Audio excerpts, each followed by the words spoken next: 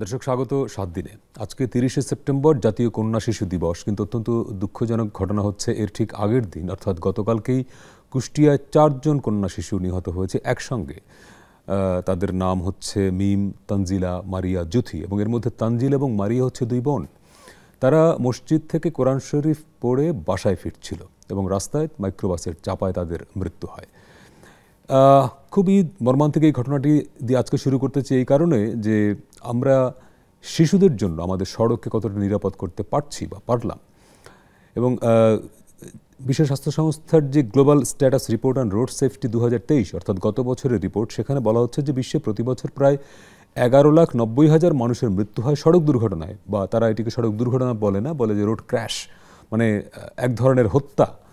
এবং 5 থেকে 29 বছর বয়সী মানুষের মৃত্যু হয়, যার একটি প্রধান কারণ হচ্ছে সড়ক দুর্ঘটনা।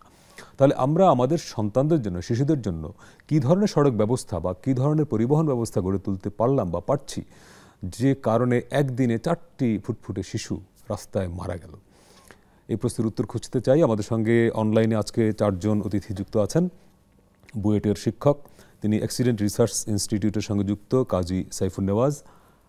সাইফুন নেওয়াজ, আপনাকে স্বাগত। আমাদের সঙ্গে কুষ্টিয়া থেকে যুক্ত আছেন কুষ্টিয়া নাগরিক কমিটির সভাপতি রফিকুল আলম টুকু, এবং আছেন সাংবাদিক মেজবাউদ্দিন পলাশ। আমি মেজবাউদ্দিন পলাশ আপনাকে দিয়ে শুরু করি এই কারণে যে গতকালকে ঘটনাটা আপনি কভার করেছেন এবং জানেন। ঘটনাটা ঘটছিল কি করে? মানে ওরা কি রাস্তা পার হচ্ছিল শিশুরা, নাকি দাঁড়িয়েছিল, মাইক্রো এসে ধাক্কা দিল? ঘটনাটা কিভাবে ঘটলো এবং তারপরে ওখানে কি কি হলো আসলে? মূলত সকালে তারা যে কোরআন শরীফ পড়ে কিন্তু আসলে তারা স্থানীয় যে মসজিদ, সেই মসজিদের থেকে কিন্তু তারা পড়ে কিন্তু তাদের যে বাড়ির উদ্দেশ্যে তারা ফিরছিলেন। ঠিক সে সময় রাস্তা পারাপারের সময় কিন্তু কুষ্টিয়া রাজবাড়ী মহাসড়কের উকসার শিমুলিয়ায় কিন্তু এই দুর্ঘটনা হয়। এবং সেখানে কিন্তু যে 4 শিক্ষার্থী ঘটনাস্থলে মারা যান। এছাড়াও কিন্তু 2 শিক্ষার্থী আহত হন, সাদিয়া এবং মিম। সাদিয়া এবং ফাতেমা নামে 2 শিক্ষার্থী, তারা কিন্তু আহত হন এবং তাদের স্থানীয় হাসপাতালে এখনো তারা চিকিৎসাধীন রয়েছেন। আমি সকালে কিন্তু তাদের যে জানাজারের যে বিষয়টি সেটি আসলে ঘটে, এবং আমি জানাজারের যে বিষয়টি সেটি হয়, সেখানে কিন্তু হাজার হাজার মানুষ সেই জানাজারে অংশ নিয়েছেন। এবং আত্মনাদে যে পরিবারের, যে নিহতদের পরিবারের যে আত্মনাদে, তার পুরো পরিবেশ কিন্তু ভারী হয়ে ওঠে। এবং এছাড়াও একটু বলি যে গতকাল যখন সকালে যখন এই দুর্ঘটনার শিকার হয়, তারপরেই যে এর প্রতিবাদে কিন্তু স্থানীয় জনতা কিন্তু সড়ক অবরোধ করে রাখেন। এরপরেই স্থানীয় পুলিশ এবং প্রশাসনের লোকজন গিয়ে সেখানে পরিস্থিতি শান্ত করেন, এবং তারপরেই যে যে যানজটের যে বিষয়টি সেটি আসলে নিরসন হয়। মূলত আমি একটু বলে রাখি যে কুষ্টিয়ায় বেপরোয়া যে গাড়িগুলো আসলে চলে, সেই গাড়ির যে জেল জরিমানা এবং যে মামলার যে বিষয়টি, এটি কিন্তু আসলে আমাদের চোখে আসলে পড়ে না। আমি দেখেছি, দীর্ঘদিন ধরে আসলে দেখেছি যে বিভিন্ন সময় যে বেপরোয়া গতিতে কিন্তু এই রাস্তা সহ অন্যান্য যে কুষ্টিয়া জেলার যে বিভিন্ন সড়ক আছে, সেখানে কিন্তু বেপরোয়া গতিতে আসলে এই গাড়িগুলো চলে। কিন্তু সেই গাড়িগুলোতে, এবং এছাড়াও যে অবৈধ যে যানগুলো, সেই যানগুলো কিন্তু চলে। এই নিয়ে কিন্তু আইন শৃঙ্খলা বাহিনীর, আমরা একাধিকবার গণমাধ্যমে খবর প্রচার করি, কিন্তু এই নিয়ে কিন্তু আইন শৃঙ্খলা বাহিনী। পলাশ, আমি একটা প্রশ্ন, যেখানে ঘটনাটা ঘটলো কালকে 4 শিশু মারা গেল, এটি কি রাস্তার মোড় বা দুর্ঘটনা প্রবণ এলাকা এমন কিছু, নাকি মহল্লার ভেতরে সাধারণ রাস্তা? এটি আসলে আঞ্চলিক একটি মহাসড়ক। এই মহাসড়কের পাশেই কিন্তু পাড়া মহল্লা। ঠিক তারা কিন্তু আসলে যে মসজিদ থেকে পড়ে কিন্তু তারা সেই রাস্তাটি পার হচ্ছিলেন। এটা আসলে মোড় এরকম নাই, জাস্ট একটু রাস্তাটা এরকম। এরপরেই কিন্তু মূলত তারা পারাপারের পরেই কিন্তু মূলত এরকম একটা ঘটনা। তার মানে এখান থেকে মানুষেরা মানে নিয়মিতই পারাপার হয়, মানে ওইখানে কোনো স্পিড ব্রেকারও ছিল না নিশ্চয়ই? না, এরকম ছিল না, এটা নিয়মিত আসলে তারা পারাপার হয় এখানে। আচ্ছা আচ্ছা আচ্ছা, আমি একটু রফিকুল আলম টুকু, কুষ্টিয়া সচেতন নাগরিক কমিটির সভাপতি, জনাব রফিকুল আলম টুকু, এই ঘটনাটি যেটি কালকে ঘটলো, প্রাথমিকভাবে আপনি ঘটনাটা কিভাবে দেখছেন? প্রতিদিনই সারা দেশে কোথাও না কোথাও দুর্ঘটনায় মানুষের মৃত্যু হয়, কিন্তু একসঙ্গে এক জায়গায় 4টা শিশুর মরে যাওয়া, কুষ্টিয়ার একজন মানুষ হিসেবে এই ঘটনাটাকে কিভাবে দেখেন? এবং এই ঘটনাগুলো তো বন্ধ হচ্ছে না, মানে সড়ক দুর্ঘটনা নিয়ে আমরা প্রতিনিয়তই তো কথা বলি। পলাশে যেরকম বললেন, আইন শৃঙ্খলা বাহিনী বা যারা ট্রাফিক নিয়ন্ত্রণের দায়িত্বে, তাদেরও যে খুব তৎপরতা চোখে পড়ে তিনি বলছেন যে সেটি অনুপস্থিত।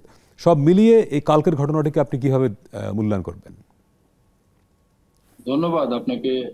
আসলে এটা খুবই দুঃখজনক যে গতকালকে কুষ্টিয়াতে এরকম 4টে শিশু মাদ্রাসার থেকে কোরআন শিক্ষা করে তারা আসছে, যে একটা মাইক্রোবাস তাদেরকে মানে নিয়ন্ত্রণ হারিয়ে তাদেরকে চাপা দিয়ে 4জন, তো একজন স্পট ডেড, 3জন হসপিটালে যাওয়ার পরে মারা গেছে এবং আরো 2জন আহত হয়েছে। এটা আসলে এর সাথে তো অনেক কিছু জড়িত আছে, বিশেষ করে আমাদের প্রতিটা শিক্ষা প্রতিষ্ঠান, বিশেষ করে ছেলেমেয়েরা যেখানেই পড়াশোনা করে, যেখানেই শিক্ষা প্রতিষ্ঠান, মক্তব, মাদ্রাসা, মসজিদ থাকবে, সেখানেই ট্রাফিকের একটা আলাদা ব্যবস্থা থাকা দরকার। সেখানে স্পিড ব্রেকার সেইভাবে থাকবে, সেখানে পারাপারের জন্য ট্রাফিক সিগন্যালটা সেইভাবে থাকবে এবং প্রতিটা ছাত্রছাত্রীদেরকে ওরিয়েন্টেশনের একটা ব্যবস্থা রাখা দরকার প্রতিটা স্কুলের মাধ্যমে। প্রতিটা স্কুলে হয়তো মাসে একবার হোক, 2 মাসে একবার হোক, যে ট্রাফিক আইনটা এটাকে মেনে চলার জন্য ছাত্রদেরকে উদ্বুদ্ধ করতে হবে, যেন ছেলেমেয়েরা তারা জানে যে কিভাবে পারাপার হতে হবে, তারা কত দূর থেকে দেখবে যে গাড়িটা আসতেছে, সেই গাড়িটা পার হওয়ার আগে আমি পার হতে পারবো কিনা, এরকম সচেতনতা তো দরকার আছে। পাশাপাশি যারা ড্রাইভ করে গাড়ি, আমাদের সবচেয়ে বড় ডিমেরিট হচ্ছে আমাদের যারা গাড়ির চালক, এরা কিন্তু সেইভাবে ওয়েল ট্রেন না, বেশিরভাগই তারা ট্রাফিক আইন সম্বন্ধেও জানে না। আর একটা হচ্ছে কি রেকলেস ড্রাইভিং, এবং তারা কি অসুস্থ প্রতিযোগিতা, এবং তাড়াতাড়ি করে যাবে, দেখা যাচ্ছে তাড়াতাড়ি পৌঁছাতে পারলে আবার আরেকটা টিপ ধরতে পারবে, বা হয়তো তারা বিভিন্ন জায়গা থেকে। আরেকটা বিষয় হচ্ছে এই যে রাস্তাঘাটে ড্রাইভাররা ম্যাক্সিমাম দেখা যায় গাড়ি চালাচ্ছে, ওই সময় তারা এই মোবাইল ফোন ব্যবহার করতেছে। এটা যে কত বড় মারাত্মক ঝুঁকির কারণ একটা, এই টেলিফোনে কথা বলতে বলতে দেখা যায় সে তো আনমাইন্ডফুল হয়ে যাচ্ছে, অন্যমনস্ক হয়ে যাচ্ছে। এমন সময় এমন কিছু কথাবার্তা হয়তো আর পরিবার থেকে বলছে বা বাইরের থেকে আসতেছে, সে দেখা যায় উত্তেজিত হয়ে যায়, তখন গাড়ির ড্রাইভিং এর সিটটা তারা নিয়ন্ত্রণে রাখতে পারছে না। এই বিভিন্ন কারণে রফিকুল আলম, একটা বিষয়, গতকালকের ঘটনাটা কেন ঘটলো সেটি কি জানা গেছে এখন পর্যন্ত? যে এটা কি রেকলেস ড্রাইভিং ছিল, ড্রাইভার অন্যমনস্ক ছিল, মানে কি কারণে ঘটলো সেটি আপনারা জানতে পেরেছেন? সেটা এখনো বলা যায়, যেহেতু ড্রাইভার তো পলাতক রয়েছে, আর গাড়িটাও একটা ডিসের মধ্যে পড়ে আছে। সেই গাড়িটা তুলে তারপর দেখতে হবে যে তার অ্যাকচুয়ালি ব্রেকটা ঠিক ছিল কিনা, জানা নাই। সে বলছে মানে গাড়িটা মানে অসতর্ক অবস্থায়। অসতর্ক বলতে সে ওই সময় কি মোবাইলে কথা বলছিল, নাকি সে ঘুমাচ্ছিল, নাকি সে খেয়াল করে নাই, অন্যমনস্ক ছিল, হঠাৎ করে চলে এসছে। এই বিষয়গুলো অনেকগুলো এর সাথে রিলেটেড অনেক কিছু কাজ করে। তবে এটাগুলো ইনভেস্টিগেশন করলে পরে বোঝা যাবে যে আসলে দোষটা কোথায় ছিল। জনাব রফিকুল আলম, একটু থামাই আপনাকে, আমি একটু পলাশ, আপনি কি পুলিশের সঙ্গে এটা নিয়ে কথা বলেছেন? অর্থাৎ পুলিশের তরফে কোনো ভাষ্য আপনারা পেয়েছেন কিনা যে আসলে কেন দুর্ঘটনাটা ঘটলো, বা ড্রাইভারকে ট্রেস করা গেছে কিনা? আমি আজকেও কথা বলেছি এবং কালকেও বলেছি। কুষ্টিয়া হাইওয়ে পুলিশের ভারপ্রাপ্ত কর্মকর্তা ওসি আকুল চন্দ্র বিশ্বাসের সাথে, তিনি আমাকে জানিয়েছেন মূলত এই গাড়িটি আসলে যে ড্রাইভার, সেই ড্রাইভারকে ধরতে না পারে, এবং সেই ড্রাইভারকে কিন্তু আসলে এখন পর্যন্ত কিন্তু গ্রেপ্তার করতে পারেনি। তিনি পালিয়ে যাওয়ার কারণে মূলত তার বিভিন্ন তার যে মোবাইল ফোন পাওয়া গেছে, সেই মোবাইল ফোনে বিভিন্ন সময় ট্র্যাকিং করছেন, কিন্তু সেই তথ্য কিন্তু এখন পর্যন্ত তারা আসলে নিতে পারেননি। আমি একটু আগেও কথা বলেছি তার সাথে। এছাড়াও কিন্তু আমরা গাড়িটি যখনই যে সড়ক দুর্ঘটনা যখনই কবলিত পড়ে, ঠিক তখনই কিন্তু গাড়িটি নিয়ন্ত্রণ হারিয়ে কিন্তু পুকুরে যে জায়গাটি, সেখানে মূলত স্থানীয়রা কিন্তু আসলে বলছেন যে এই ড্রাইভারের যে বেপরোয়া গতির কারণে কিন্তু মূলত এই যে দুর্ঘটনাটি সেটি আসলে ঘটেছে বলে তারা জানিয়েছে। আচ্ছা, জি জনাব রফিকুল আলম টুকু, আপনি যেখানে ছিলেন। না, এটা আসলেই ড্রাইভারের অসচেতনতাটাই মূল দায়ী। কেন ওখানে অন্য কোনো ট্রান্সপোর্ট বা ড্রাইভার ছিল না যে সে ওভারটেক করতে যায় বা কোনোভাবে সে হয়তো অ্যাক্সিডেন্টটা হয়ে গেছে, তা তো না। এখানে সে নর্মালি সে গাড়ি চালায় আসতেছে, কিন্তু তার স্পিডটা কন্ট্রোলে ছিল না, এবং সে ওটাকে বাচ্চাদের যে ওই সময় বাচ্চারা যে স্কুল রাস্তা পারাপার হবে এটা সে হয়তো ভাবেনি। তার স্পিডটা খুব বেশি ছিল এবং সে কন্ট্রোলটা আউট অফ কন্ট্রোল হয়ে গেছে। সে তার অসচেতনতার জন্যই এই জিনিসটা কিন্তু ঘটে গেছে। এটা সম্পূর্ণভাবে ড্রাইভার এর জন্য দায়ী। এটা যদি সে আগের থেকে একটু সচেতন থাকতো তাহলে কিন্তু এই অ্যাক্সিডেন্টটা হতে পারতো না কোনো সময়। এটা বাচ্চারা তো তারা তো হয়তো না বুঝে পার হতে গেছে, কিন্তু ড্রাইভারের তো উচিত ছিল আগের থেকে সেইভাবে দেখতেছে দূরের থেকে যে এই জায়গাটা নিয়ন্ত্রণ করতে পারবে বা হর্ন বাজাবে, কিন্তু সে ধরনের যদি সে প্রস্তুতি না নেয় তাহলে তো এই ধরনের দুর্ঘটনা ঘটতেই পারে। আর ওখানে রাস্তাটা এমন কোনো খারাপও নাই যে অ্যাক্সিডেন্ট হতে পারে। যে জায়গাটা হয়েছে আমি শুনেছি ওখানে রাস্তাও খারাপ না, যে খানাখন্দ আছে কি বাঁক আছে তেমন কিছু না, এবং ভালো একটি রাস্তার উপরে এইভাবে যে অ্যাক্সিডেন্ট হবে এটা খুবই দুঃখজনক এবং সম্পূর্ণভাবে ড্রাইভারের অসচেতনতার জন্যই এই দুর্ঘটনা ঘটেছে। জনাব রফিকুল আলম, আপনার কাছে আবার আসবো। আমরা একটু যেতে চাই বুয়েটের শিক্ষক কাজী সাইফুন নেওয়াজের কাছে। জনাব সাইফুন নেওয়াজ, আপনিও গণমাধ্যমে খবরটা নিশ্চয়ই দেখেছেন এবং পত্রিকায় হয়তো পড়েছেন, এবং আমাদের কুষ্টিয়া থেকে যে দুজন যুক্ত আছেন তাদের কথাও শুনলেন। আপনার কি মনে হয় যে অনেকগুলো পয়েন্ট এসছে যে রাস্তাটা ভালো ছিল, সেটা দুর্ঘটনা প্রবণ নয়, ওখান থেকে মানুষেরা নিয়মিত পারাপার করে, সব কিছু ঠিক আছে, এর মধ্যে একসঙ্গে 4টা বাচ্চা এরকম মরে গেল সড়কে? এক অর্থ তো ওটা মানে যদি অসচেতনতার কারণে হয় চালকের, সেটি তো হত্যাকাণ্ড আসলে। মানে সব মিলিয়ে আপনি একটু যদি বলেন। আচ্ছা, আমি আমার মতো করে ব্যাখ্যাটা ঘটনাটাকে একটু ব্যাখ্যা করতে চাই। প্রথমে হচ্ছে যে ওই যে রাস্তাটির কথা বলা হচ্ছে 2009-10 সালের দিকে আমি বেশ কয়েকবার রাস্তা আমার যাওয়ার সুযোগ হয়েছে। কুষ্টিয়া থেকে পাংশা হয়ে রাজবাড়ী যে রাস্তাটা 2 লেনের একটা রাস্তা, এবং আশেপাশে কিন্তু বসতি রয়েছে।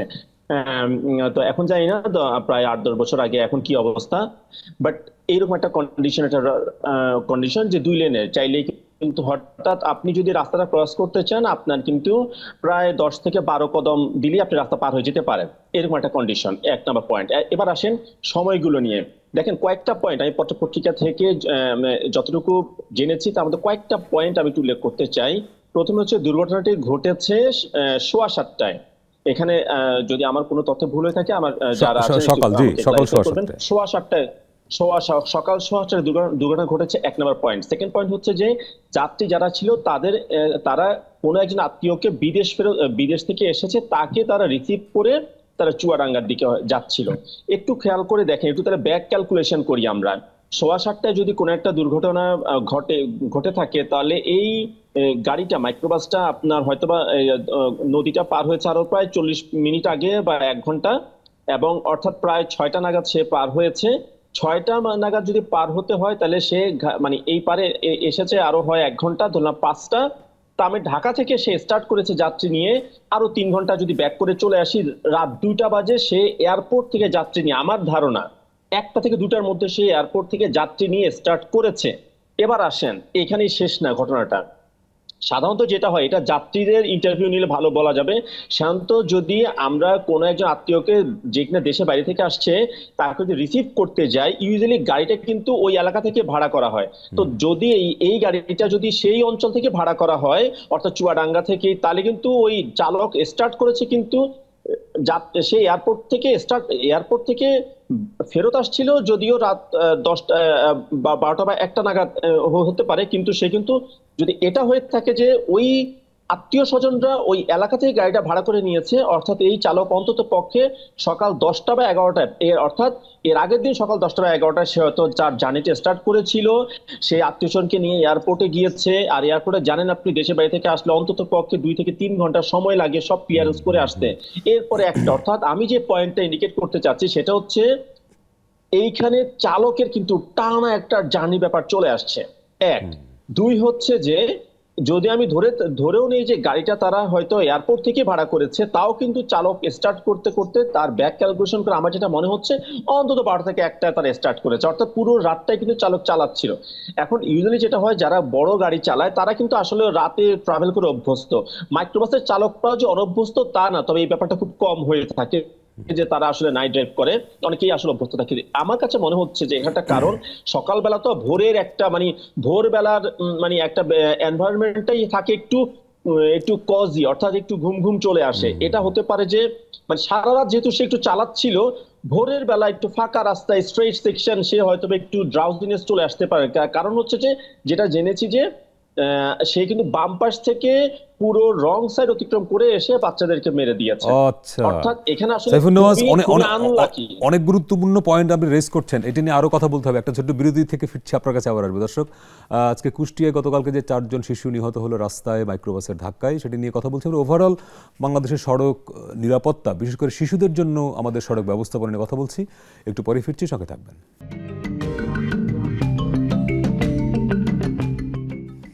দর্শক, বিরতির পরে আবারও স্বাগত 7 দিনে। আজকে আমরা কথা বলছি গতকাল কুষ্টিয়ায় একটি সড়ক দুর্ঘটনায়, কিংবা স্পেসিফিকভাবে বলা ভালো যে একটি মাইক্রোবাসের ধাক্কায় 4 জন শিশু নিহত হয়। তারা মসজিদ থেকে কোরআন শরীফ পড়ে বাড়ি ফিরছিল এবং রাস্তা পারাপারের সময় ঘটনাটি ঘটে, এবং আমরা উত্তর খুঁজবার চেষ্টা করছি যে ঘটনাটি কেন ঘটলো। এবং বাংলাদেশে প্রতিদিনই কোথাও না কোথাও সড়কে মানুষের প্রাণ যাচ্ছে, এবং প্রতিনিয়তই আমরা একই কথা বলছি যে সড়ক নিরাপদ করতে হবে, বিশেষ করে আমাদের শিশুদের জন্য। কিন্তু সেই সড়ক কতটুকু নিরাপদ হচ্ছে আসলে?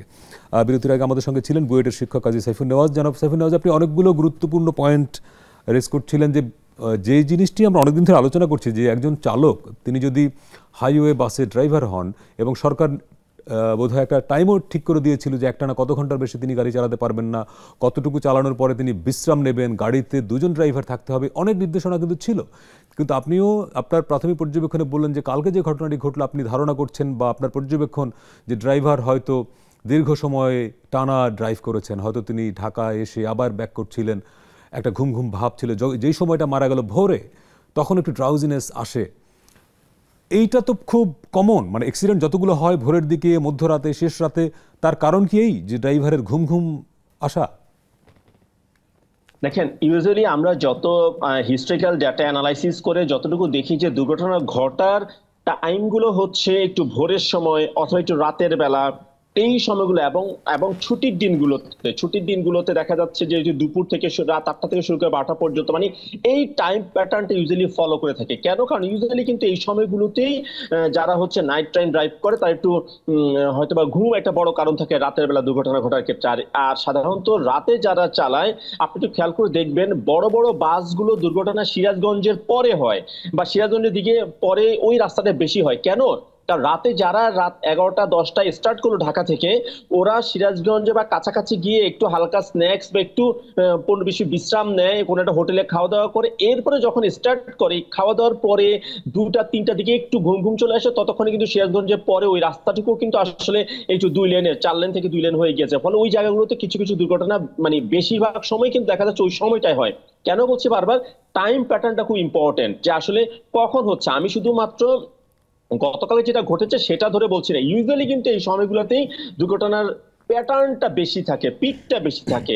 আবার মাস হিসাবে বলা যায়, সাধারণত মার্চ এপ্রিল মে 3 মাস, এবং হচ্ছে নভেম্বর ডিসেম্বর জানুয়ারি 3 মাস, 6 মাসে কিন্তু দুর্ঘটনার হারটা বেশি থাকে। এবং আমরা যেটা দেখেছি ওই সময়গুলোর কারণ হচ্ছে মার্চ এপ্রিল মে হচ্ছে ঈদের সময়টা থাকে, এবং ডিসেম্বর জানুয়ারি নভেম্বরের শেষ থেকে শুরু করে জানুয়ারির ফার্স্ট পর্যন্ত, এটা আমাদের কাছে মনে হচ্ছে ভ্যাকেশনাল ট্রাভেল অনেক হয়, ছুটির দিন থাকে, থাকে। আবার শীতের দিনে কুয়াশার কারণেও তো একটা বড় একটা ফ্যাক্টর, ওয়েদার একটা ফ্যাক্টর থাকে। তো এখন আগামী গতদিন যেটা ঘটেছে সেই জায়গাতে আমার কাছে মনে হচ্ছে এখানে এটা একটা কারণ হতে পারে যে চালক টানা আসলে মানে ড্রাইভ, সে গাড়ি না চালালেও হয়তো রেস্ট পেয়েছে, কিন্তু জাস্ট গাড়ির সিটেই হয়তো বসে থাকতে হচ্ছে তাকে। এইটা কিন্তু আসলে চালকের জন্য দেখা যাচ্ছে যে কনসেন্ট্রেশন ধরে রাখাটা, একটা মানুষ কাজ করতে করতে 8 ঘন্টার জায়গায় 10 ঘন্টা করতে পারে, এরপরে কিন্তু আর ব্রেইন কাজ করে না। এরপর যা কাজ করে তার শরীর কাজ করে, ব্রেইনটা আর কাজ করে না।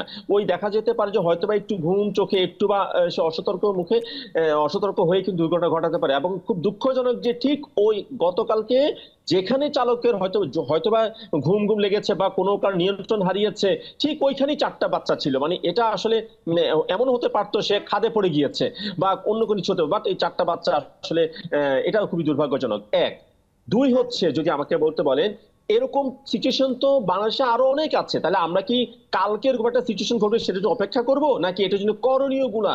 কারণ আমরা সাধারণত দেখা যাচ্ছে একটা ঘটনা নিয়ে আলোচনা করার পরে দেখা যাচ্ছে অথচ আপনি এই ধরনের রাস্তা আজকেও কিন্তু এয়ারপোর্ট থেকে রাত 1টা বাজে অনেক চালক কিন্তু যাত্রী নিয়ে কিন্তু এই কেউ রংপুর যাবে, কেউ চট্টগ্রাম, কেউ সিলেট যাবে কিন্তু, এবং তারা কিন্তু এই ধরনের একটা রাস্তা দিয়েই যাবে, এবং আগামীকালকে সকালে কিন্তু অনেক বাচ্চা স্কুলে যাবে, মাদ্রাসা যাবে। তাহলে আমরা কি এরকম আরেকটা দুর্ঘটনার জন্য, মানে আমরা এই গতকাল থেকে কি শিক্ষা নিলাম? শুধুমাত্র কি চালককে ধরবো? চালককে ধরে কখনোই এই ধরনের দুর্ঘটনা কমানো সম্ভব না।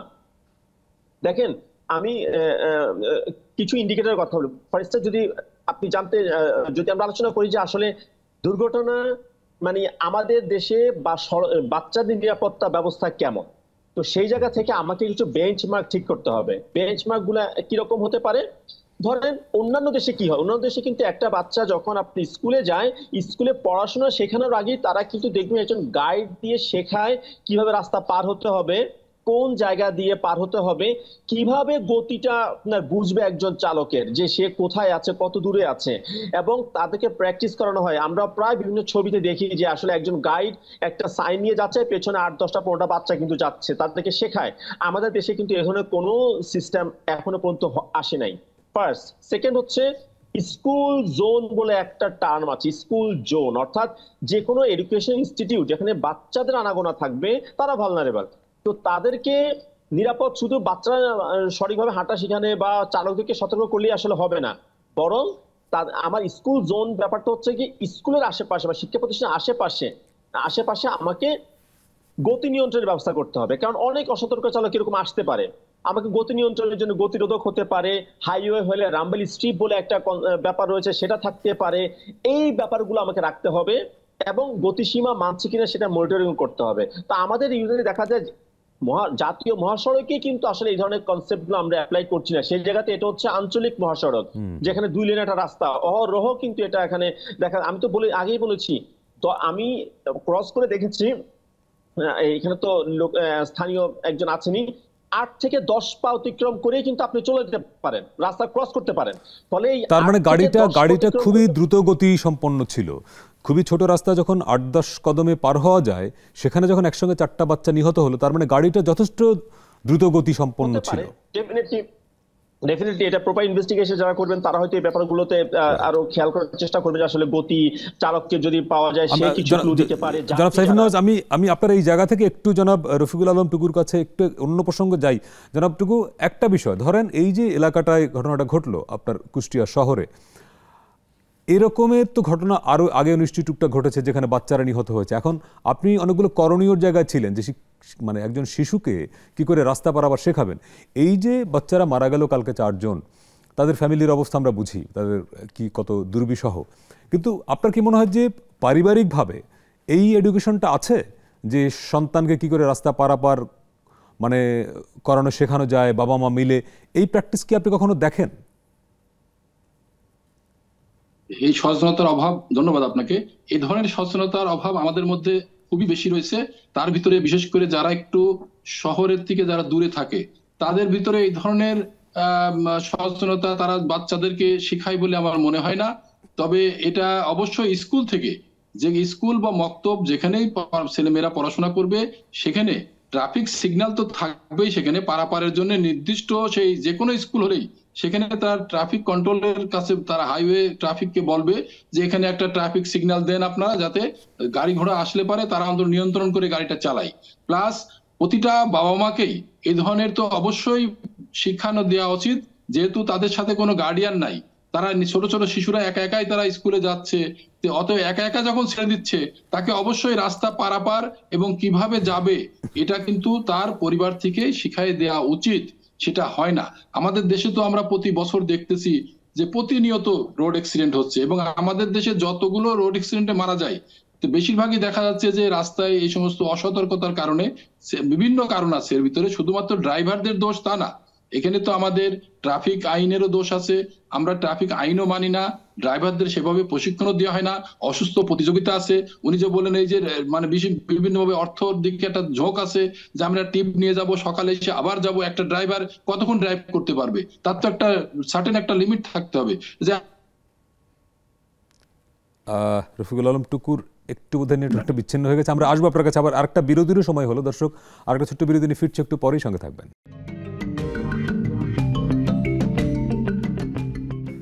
দর্শক, বিরতির পরে আবারও স্বাগত 7 দিনে। আজকে আমরা কথা বলছি সড়কে শিশুদের নিরাপত্তা কি করে নিশ্চিত করা যাবে। আপনারা জানেন গতকালকে একটি খুবই মর্মান্তিক ঘটনা ঘটেছে কুষ্টিয়ায়।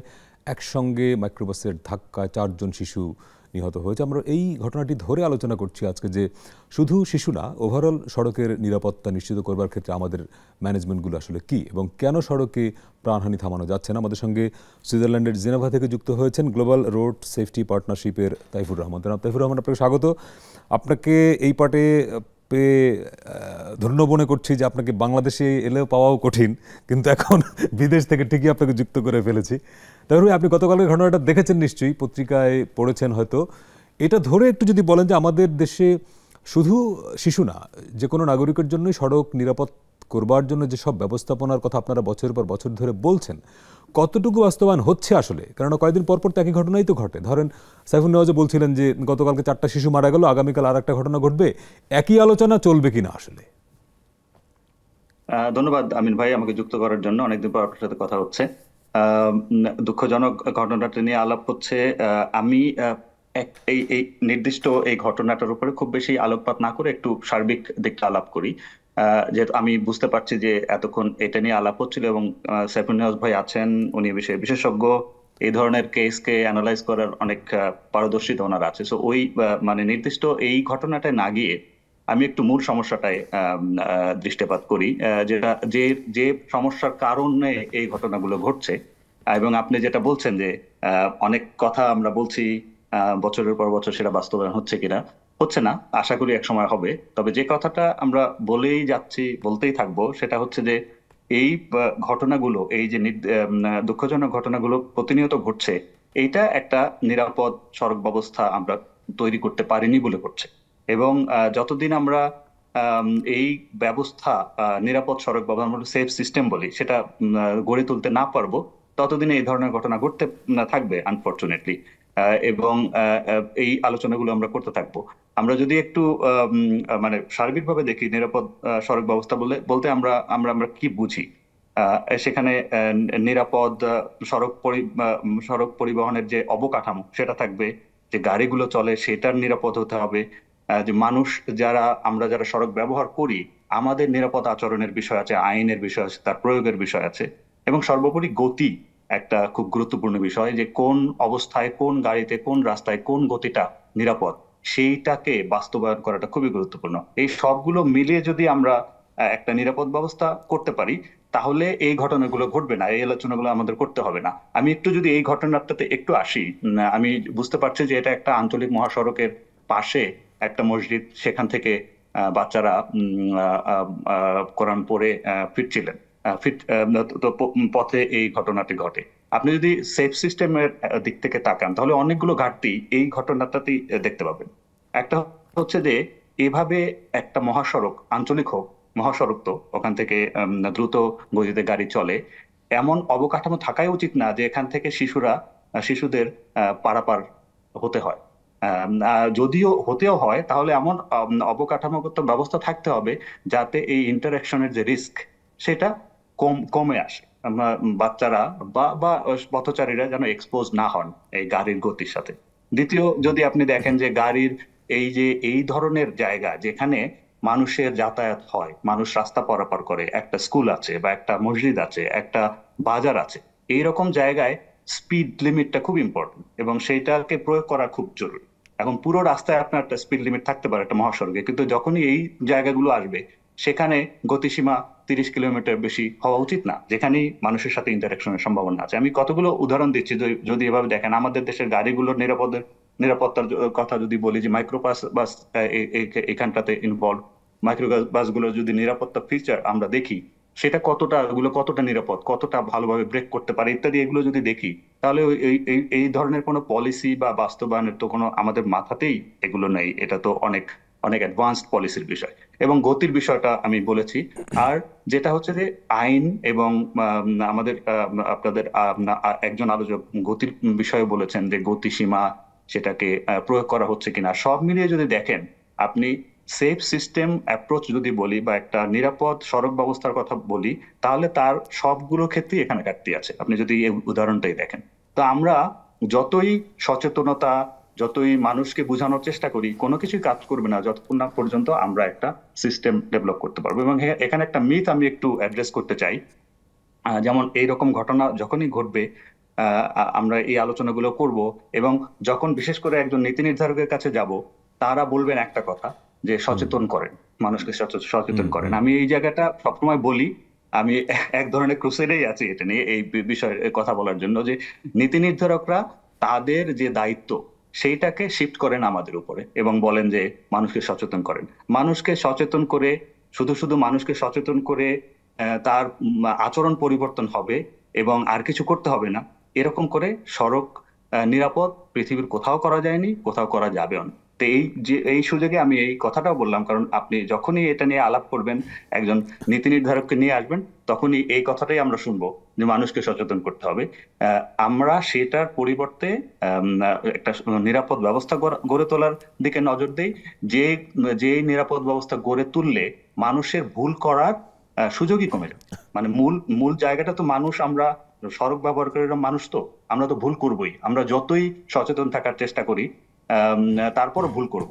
আমার একটা ভুলের কারণে যেন আমার মৃত্যু না ঘটে, বা আমার একটা ভুলের কারণেই যেন আর কয়েকজন মানুষের মৃত্যু না ঘটে, এইটা নিশ্চিত করতে পারে একটা নিরাপদ সড়ক ব্যবস্থা, যেখানে ভুলের সুযোগই কমে যাবে এবং ভুল করলেও সেটার ক্ষয়ক্ষতি কম হবে। যাতে এটাই হচ্ছে মূল জায়গা। আমরা যতক্ষণ এই জায়গাটাতে গুরুত্ব না দিতে পারবো, ততক্ষণ কোনোভাবেই সড়ক দুর্ঘটনা কমানো বা সড়ক দুর্ঘটনার মৃত্যু কমানো, এটা আমার কাছে না, যে কোনো যারা সড়ক নিরাপত্তা নিয়ে কাজ করেন জাতীয়ভাবে আন্তর্জাতিকভাবে, সাইফুন নিয়াজ ভাই আছেন, কেউই বলবেন না যে সড়ক দুর্ঘটনাজনিত মৃত্যু কমানো যাবে। রাইট। জনাব সাইফুন নিয়াজ, এই জায়গা থেকে জনাব তাইফুর রহমান যেখানে ফোকাস করলেন যে আপনারা সিস্টেম গড়ে তুলতে না পারলে শুধুমাত্র অভিভাবকদের সচেতন করা, বাচ্চাদেরকে ট্রাফিক আইন শেখানো, তা দিয়েই আসলে হবে না। ধরুন কুষ্টিয়ায় কালকে যে ঘটনাটা ঘটলো, এটি ঘটতো না, আমরা হাইপোথেটিক্যালি ধরে নিচ্ছি যে ঘটে নাই ঘটনাটা, তাহলে ওই রাস্তাটা কেমন হতে পারতো? মানে যে সিস্টেমের কথা বলছি, তাহলে কি সিস্টেম হলে এই ঘটনাটা ঘটতো না কালকে? ওকে, আমি কিছু আগে কিন্তু আমরা আলোচনা করেছি যে আসলে যেমন আজকেও কিন্তু কোনো না কোনো চালক কিন্তু যাত্রী নিয়ে দূরের যাত্রা করবে, রাত 1টা বাজে স্টার্ট করবে, এবং কালকেও কিন্তু কোনো না কোনো একই ধরনের রাস্তায় কেউ বাচ্চারা কিন্তু বের হবে, কেউ স্কুলে যাবে, কেউ মাদ্রাসায় যাবে। তাহলে আমি কি কালকে ঘটনাটা অপেক্ষা করব, নাকি আমি আজকে ঘটনা থেকে লেসন লার্ন নিয়ে আমি এটাকে শিক্ষা, মানে আমি কিছু ট্রিটমেন্ট নিব? না জনাব সাইফুন নিয়াজ, আমি একটু সাপ্লিমেন্টারি করি প্রশ্নটা। সেটা হলো যে ধরুন যেই বাস্তবতার কারণে একজন মাইক্রোবাসের চালক কুষ্টিয়া থেকে বা চুয়াডাঙ্গা থেকে ঢাকায় এসে আবার প্যাসেঞ্জার নিয়ে এলাকায় গেলেন, এই বাস্তবতা আপনি অস্বীকার করবেন কি করে? না, তাহলে হ্যাঁ, যদি এমন হয় তাহলে আমরা প্রথমে বলছি মানুষকে আমরা এই সিস্টেমের শেষ প্রান্তে রয়েছে। প্রথমে যে আমার সিস্টেমটা রয়েছে, ফর ইনস্টেন্স এই আঞ্চলিক একটা মহাসড়ক, আমি যখনই এটা নাম দিচ্ছি মহাসড়ক, তখনই এটা কিছু ক্রাইটেরিয়া কিন্তু ইনবিল্ট চলে আসে। ফর ইনস্টেন্স আমি একটা মহাসড়ক যেখানে আমি তো 2010-11 সালে রাস্তাটা যেভাবে দেখেছি, মাত্র 2 লেনের রাস্তা, কোনো ডিভাইডার নাই, আমরা এটাকে নাম দিয়েছি আঞ্চলিক মহাসড়ক, এবং ঠিক এটা থেকে 3 থেকে 4 ফিট 5 ফিট দূরত্বে কিন্তু বসত বাড়ি রয়েছে, এবং ওই যে বললাম স্কুল জোন বা মাদ্রাসাগুলো যেখানে রয়েছে, এগুলা রাস্তা আশেপাশে রয়েছে, এবং অহরহ কিন্তু প্রতিনিয়ত ক্রসিং হচ্ছে, রাস্তা বরাবর হেঁটে যাচ্ছে। তাহলে এরকম একটা সড়কে যদি আমি পরবর্তী ঘটনা অ্যাড্রেস করতে চাই, তাহলে আমাদের যে ব্যাপারটা খেয়াল রাখতে হবে সেটা হচ্ছে যেই জায়গাগুলোতে আমার পথচারীতে আনাগোনা বেশি, বাচ্চাদের আনাগোনা বেশি, সেখানে আমার গতি নিয়ন্ত্রণের ব্যবস্থা কি কি রয়েছে, সাইন মার্কিং আছে কিনা, না থাকলে সেটা দেওয়া। পাশাপাশি হচ্ছে যে যেহেতু এটা আঞ্চলিক মহাসড়ক, আমরা কিন্তু চাইলে এখানে স্পিড হাম্প দিতে পারি। পাশাপাশি আমরা রামবেলি স্ট্রিপ বলে একটা কনসেপ্ট আমি কিছু আগে বলেছি, এই রামবেলি স্ট্রিপ দিয়ে সতর্ক করার ব্যবস্থা। যেমন গতকালকে যদি ধরে নেই যে চালকের ঝিমুনি আসতে পারে, তাহলে রামবেলি স্ট্রিপ গুলো যদি আমার এই কিছুক্ষণ পর যদি রাস্তায় প্রয়োজনীয় ক্ষেত্রে আমরা দিতে পারতাম, চালক কিন্তু ঘুম আসলেও সে একটু পর সতর্ক হতে পারতো। এই কাজগুলো কিন্তু করা যেতে পারে। এখন যেই গতকালকে যেখানে দুর্ঘটনা ঘটেছে, এটা 2 লেনের রাস্তা, চাইলেই হয়তো আমি এখানে ল্যান্ড অ্যাকুইজিশন ছাড়া ডিভাইডার দিতে পারবো না, কিন্তু সেন্ট্রাল লাইন রামবেলি স্ট্রিপ বলে একটা মেজার রয়েছে, যার ফলে কেউ যদি আপনার কোনো কারণে রাস্তার মধ্যরেখা অতিক্রম করে যদি বিপরীত লেনে চলে যায়, তাকে সতর্ক করবে বা সে একটা ভাইব্রেশন পাবে, ইমপ্রেশন পাবে। তো এই ব্যাপারগুলো কিন্তু চাইলেই করা যায়। আদারওয়াইজ কিন্তু দেখা যাবে যে এই ধরনের সড়কে যদি একেবারে এভাবে খোলাভাবে ছেড়ে দিই, কোনো শুধুমাত্র কিছু সাইন আর মার্কিং দিয়ে ছেড়ে দেই, তো আমাদের চালকরা আসলে এটা তাদেরকে মানানোটা ডিফিকাল্ট হয়ে যাবে। তো সেই ক্ষেত্রে ইঞ্জিনিয়ারিং কিছু ট্রিটমেন্ট এখানে নেওয়াটা খুব প্রয়োজন। দেন হচ্ছে যে আরেকটা বিরতি নিয়ে আপনার কাছে আসছে, আরেকটা ছোট্ট বিরতি সময় হলো। দর্শক, আরেকটা ছোট্ট বিরতি নিয়ে ফিরছি, সঙ্গে থাকবেন। দর্শক বিরতির পরে আবারও স্বাগত 7 দিনে। আজকে আমরা কথা বলছি সড়কে শিশুর নিরাপত্তা। যদিও আমরা সকলের নিরাপত্তা নিয়ে কথা বলছি, সুনির্দিষ্টভাবে শিশুর কথা বলছি এই কারণে যে গতকালকে আপনারা জানেন কুষ্টিয়ায় একটি মর্মান্তিক ঘটনা ঘটেছে, যে মাইক্রোবাসের ধাক্কায় একসঙ্গে 4 জন শিশু নিহত হয়েছে। আমাদের সঙ্গে অনলাইনে যুক্ত আছেন জেনেভা থেকে গ্লোবাল রোড সেফটি পার্টনারশিপের তাইফুর রহমান এবং আছেন বুয়েটের শিক্ষক কাজী সাইফুন নওয়াজ। জানা তাইফুর রহমান, একটা বিষয়, আপনারা অনেক বছর ধরেই সড়ক নিরাপত্তা নিয়ে কাজ করছেন এবং বাংলাদেশে অনেকগুলো কাজ সরকারের সঙ্গে বা বেসরকারি সংগঠনগুলোর সঙ্গে হচ্ছে আপনাদেরও। মানে গত 10 বছরের এক্সপিরিয়েন্সে যদি বলেন যে সড়ক নিরাপদ করবার ক্ষেত্রে আমাদের বড় দাগে কোনো উন্নতি হয়েছে? একটা বিষয় হয়তো অনেকেই চট করে বলবেন, সেটা হচ্ছে যে 2018 সালে শিক্ষার্থীদের আন্দোলনের ফলে একটা মোমেন্টাম তৈরি হয়েছিল এবং তারপর একটা আইন হলো 2018 সালের সড়ক পরিবহন আইন। আপনি যদি দেখেন ওটা কিন্তু সড়ক পরিবহন আইন, ওটা কিন্তু নিরাপত্তা আইন না। ওটা সড়ক পরিবহনের সবকিছু ওর মধ্যে আছে এবং নিরাপত্তা বিষয়টাকে খুবই যেন তেন ভাবে ওর মধ্যে অ্যাড্রেস করা হয়েছে। যদিও আইনটা হওয়ার ক্ষেত্রে আলোচনাটাই ছিল যে এটা শিক্ষার্থীদের আন্দোলনের ফলে করা হয়েছে, কিন্তু আপনি যদি দেখেন আমরা যারা এটা নিয়ে কাজ করছি আমরা খুব ভালো করে বুঝি যে এখানে নিরাপত্তা বিষয়টা দায়সারা ভাবে এসছে এবং এখানে কোনো সারা পৃথিবীতে সড়ক নিরাপত্তা নিয়ে যে বিজ্ঞান ভিত্তিক যে জ্ঞান আছে এবং যে ধরনের ধারণাগুলো আছে সেগুলোর কোনো প্রতিফলন নেই। আর সবচেয়ে বড় বিষয় হচ্ছে যে এই যে আমি সেফ সিস্টেমের কথা বলছিলাম, এইরকম কোনো ভিত্তি ওটার মধ্যে নেই। এটার ফলে যেটা হয়েছে ওইটাকে আসলে সড়ক নিরাপত্তা আইন বলতে আমাদের সমস্যা আছে। আমরা এরপরে যেটা করছি, আমাদের যারা বাংলাদেশে যারা পার্টনার আছেন তারা করছেন, সেটা হচ্ছে যে একটা সড়ক নিরাপত্তার জন্যই শুধু একটা কম্প্রিহেন্সিভ একটা আইন করার প্রয়োজন এবং সেটা নিয়ে কাজ চলছে। এর মধ্যে সরকার একটা ভালো অর্জন করেছেন আমি বলবো কয়েক মাস আগে, এই বছরই, সেটা হচ্ছে যে একটা স্পিড লিমিট নোটিফিকেশন। মানে বাংলাদেশে এর আগে রাস্তাভেদে কিন্তু ছিল না, গতিসীমা ছিল না, যেটা ছিল আগের মোটর ভেহিকলস অর্ডিন্যান্সে, যে যানবাহনের জন্য গতিসীমা ছিল, কিন্তু সেটাও খুব একটা সায়েন্টিফিক ছিল না। এখন যেটা হচ্ছে প্রথমবারের মতো রাস্তা ভেদে, সড়ক ভেদে গতিসীমা, সর্বোচ্চ গতিসীমা নির্ধারণ করে দিয়েছে এবং যদি কাগজটা দেখেন, যদি ডকুমেন্টটা দেখেন, তাহলে এটা খুবই সায়েন্টিফিক এবং অনেক মানে সড়ক নিরাপত্তাকে গুরুত্ব দিয়ে এটা করা হয়েছে। এটা কি ড্রাইভাররা মেনে চলে বলে মনে হয় আপনার, বা মেনে না চললে কি হয়? মাত্রই হয়েছে, এটার প্রয়োগ বা বাস্তবায়নের জন্য উদ্যোগ নিতে হবে। সেরকম কোনো উদ্যোগ সাইফুন ভাই বলতে পারবেন উনি দেখছেন কিনা, আমি তো এখনো দেখছি না। তো সেটার জন্য অবশ্যই ইমপ্লিমেন্টেশন গাইডলাইন এবং যারা ট্রাফিক পুলিশের ক্যাপাসিটি বিল্ডিং অনেক কিছু করতে হবে এবং এটার বাস্তবায়নের জন্য অনেক কিছু করতে হবে। কিন্তু যেটা আমি বলছিলাম যে এটা একটা ভালো পদক্ষেপ। আমরা এতদিন বলতাম যে আমাদের তো গতিসীমাই নেই, লিগালি ডিটারমাইন্ড স্পিড লিমিটই নাই, সুতরাং আমরা কিভাবে গতিসীমা প্রয়োগ করব? তো সেটা অন্তত হয়েছে। তা এটা তো আসলে ধাপে ধাপে এগোতে হবে, তবে ধাপে ধাপে এগোনোরও একটা গতি থাকা উচিত। মানে আমাদের যেভাবে প্রতিদিন অসংখ্য জীবন ঝরে যাচ্ছে, আমাদের খুব প্রায়োরিটি দিয়ে এই সেক্টরটাকে কাজ করতে হবে এবং এই যেটা বললাম যে একটা নিরাপদ সড়ক ব্যবস্থা তৈরি করার জন্য যা যা দরকার সবকিছুই করতে হবে। জাতিসংঘ পর্যায় থেকে যে গ্লোবাল প্ল্যান দেওয়া হয়েছে সবগুলো দেশের জন্য, সেখানে কিন্তু খুব নির্দিষ্ট করে অনেকগুলো পদক্ষেপের কথা বলা হয়েছে এবং যেসব উন্নত দেশ সড়ক নিরাপত্তার ক্ষেত্রে ভালো করেছে তারা তাদের যদি ব্যবস্থাগুলো দেখেন, এইসব বেশিরভাগ ব্যবস্থাই এরা বাস্তবায়ন করেছেন। আমাদের ওই পথে এগোতে হবে এবং তাড়াতাড়ি এগোতে হবে এবং আমাদের নীতি নির্ধারকরা যতক্ষণ এইভাবে বিষয়টা না দেখবেন, নিজেদের যেটা ভালো মনে হলো সেটাই আইনে ঢুকিয়ে দিলেন, এরকম আমি খারাপভাবেই বলছি, দুঃখিত, এইভাবে আমাদের দেশে অনেক আইন হয়, এটা আমরা অস্বীকার করতে পারবো না।